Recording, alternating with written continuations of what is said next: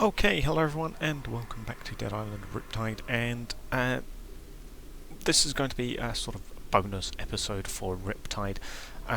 There's not really as many hidden weapons in Riptide. Obviously, it does exist. Oh yeah, don't mind all of this. Obviously, they do exist. For example, you've got the double-barreled flare gun and various other things which you can all find on the wiki, including X-named things like the M72 or M24 sniper rifle rather, which is just this thing. It looks identical, except it just has a couple of different properties. And the Dragonov, as it's actually known, which is the semi-auto sniper, for example. Those things, there's less, sort of like cut weapons. There's a cut mod, which is functionally and visually identical to the barbecue blade mod, so not really much interesting there. And yeah, there's not really anything else to talk about. However, there is one place that I know of in Riptide where we can get out of bounds, and I believe we get to it from down here, which is why we are here. Which, if you remember, there's Ryan's house, and there's the church, for example. And where we're going is we're going down here, and that's because, well, I'm going to obviously kill this guy, and I'm just going to shoot with my infinite ammo and my invincibility and everything. Oh, hello. And yeah, I'm going to climb up here.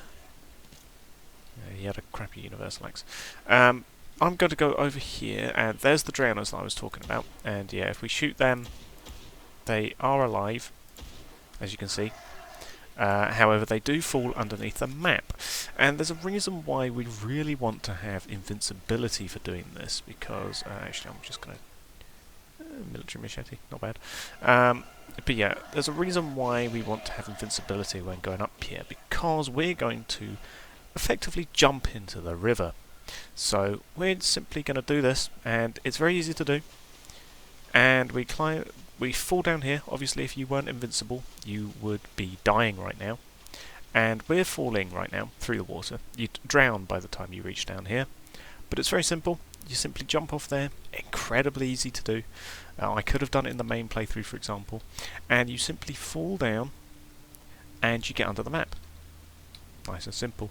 Now, what's actually under here, you ask? Well, there's a drowner, and if we shoot the drowner, we can't, because there's the bottom of the water. The water actually extends quite a way down here, which, as you can see, we practically reached the bottom before we exited the water.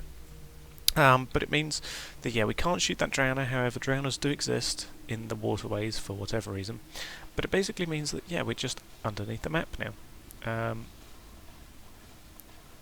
For some reason, body parts are falling for these drowners. I don't know why. But hey, we got drowners under here now. And yeah, we can basically run under here. We can go and explore the underside of the map, for example. Here's the back of Henderson. Yeah, here's the back of these rocks, which extends down. You've got buildings right there, which obviously are low quality, and they're clipped into each other and things, just to give the impression that there's buildings there. Then obviously the back of Henderson right here is all just 2D textures and various things like that. Same with the trees. All of these are just 2D PNGs. As for actually interesting things that you can find on the ground, there's not much. Unsurprisingly, they didn't actually leave too much on the underside of the map for us to look at, because, well, they didn't expect you to get under here.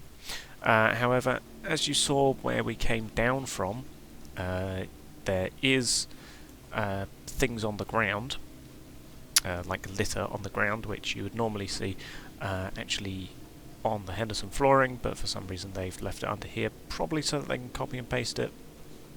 That tends to be why games have things underneath the map, either because they're integral to how the map works, or because they're copying and pasting it, basically.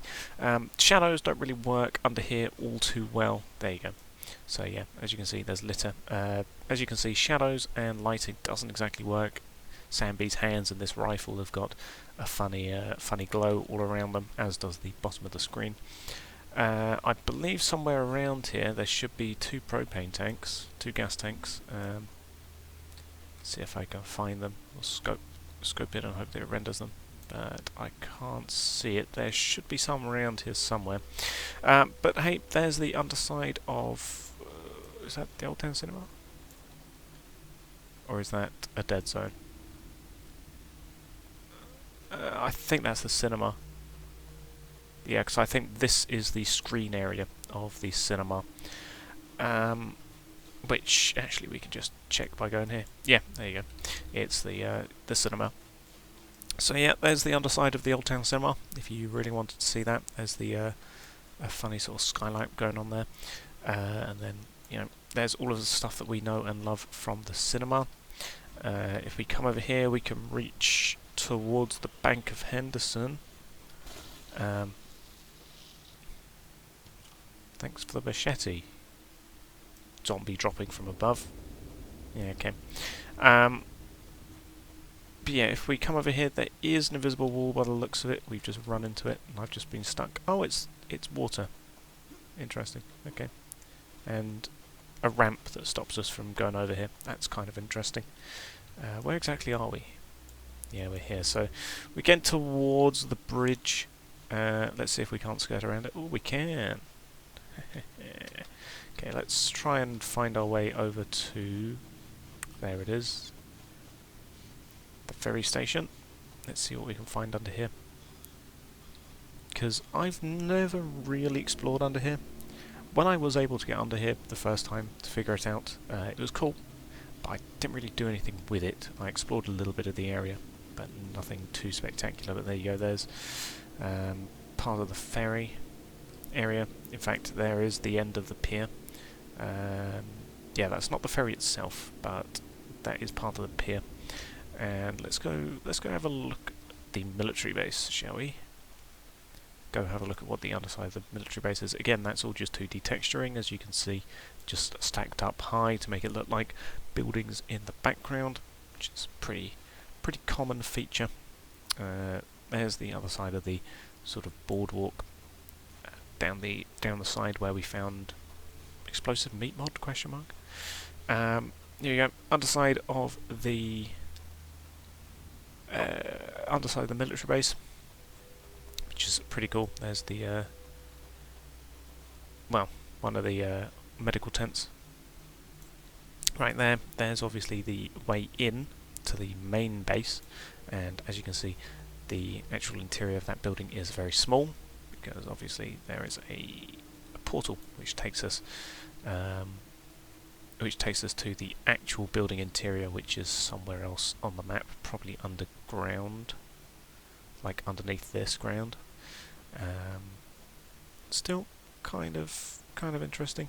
There's obviously the backside of the setup for the medical tent that we find the morphine for Cecil. There's also a zombie there. Can we hit him, or is there water in the way? There's water in the way. Never mind. Over here there is this ramp thing I say, this sort of hill, which I did point, which I have been looking at, but haven't really been doing anything with, and again the water is stopping us really from going up there, I think. Yeah, water's stopping us, but you know, that's fine, we don't need to go up there anyway. It's just an alternative way that we could get down, I suppose. There's obviously the way in. Let's go and try and find quarantine, which is going to require me going all the way around, and again, yeah, we can't go here, so we're going to have to go around. Where are we now? We are going towards the Villa Henderson, I think. Should be around here somewhere.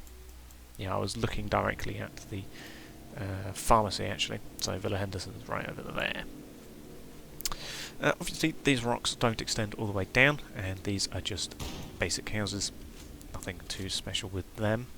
And obviously these rocks don't have collision, otherwise we wouldn't be able to walk through them. They're purely extending down here for visual effect. Same with this one. There you go. Walk straight into it. So underneath the fish market now, we might even see that screamer if she's spawned in. Actually, the fish market's further forwards, isn't it? There it is. So, is that screamer here? can't see her, which doesn't matter because we won't be able to interact with her anyway. Yeah, doesn't look like she is spawned in quite handily. There's the underneath of a building, which for some reason is open. Can we see Jorg? Let's have a look. There he is, standing there waiting for us to talk to him about breaking into the Bank of Henderson. And we can get under here, underneath the sort of harbour bay area, but there's not really much point, and the map doesn't extend to over here. As you can see, there is the actual underground, and we probably would die to that.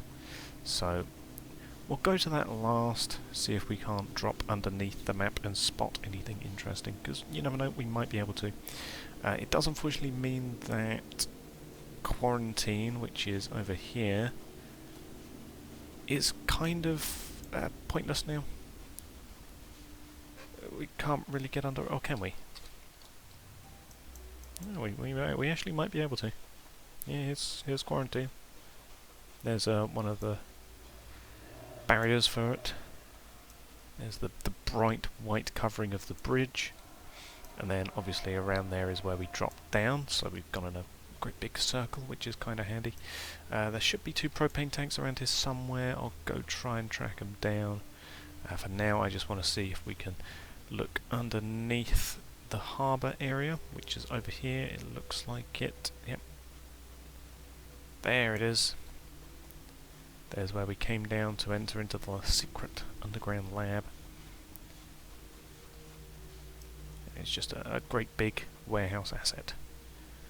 Plonked down. So yeah, we'll try and find the 2 propane tanks that you can interact with. That should be placed under the map here somewhere. I just really do not know where. But I did run into them. There's unfortunately no strange metal chest under here that we can look at either, which is kind of a shame. But hey, 2 mysterious propane tanks are just as good, wherever they may be. Hello, propane tanks, propane tanks.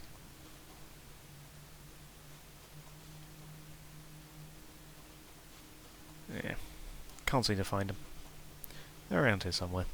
If you were to do this yourself, which is very easy to do, providing you can get yourself some invincibility using, I don't know, save editor or something, or possibly even just spamming large medkits might do it for you. Possibly even Fury. If you're to do this in Fury, it might give you enough of a heal, enough of a regen buff if you've maxed out your Fury to allow you to get underneath the map that way.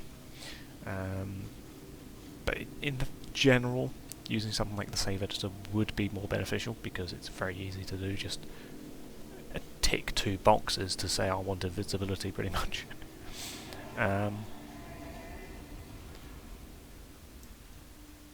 Yeah, nothing too much to see. It's just kind of cool to look underneath the map. But let's just head over to the edge, over this rise, past the very strange properties that it has here. Yeah, they really didn't expect people to be under here, which isn't surprising really. But let's do one last thing and drop down. It may kill us, it may not. I'm not too sure, but no, there's nothing. Not that we can see anything anyway, it's all just blurred. And we're going to fall down to the skybox. There we go. And we're now straight into the void, I think. Are we still falling? Yeah, we are, because we can tell from that.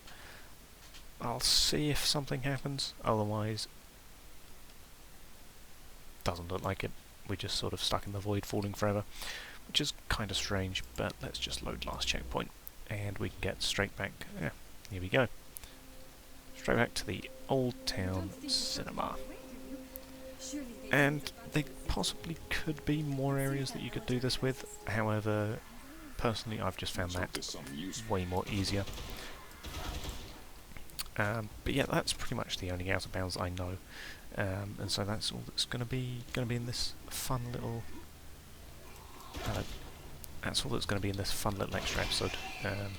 Nothing too much, nothing too special. However, it is a fun little something that you can easily do yourself, providing you can survive the water. So yeah, I'll thank you for watching, and goodbye.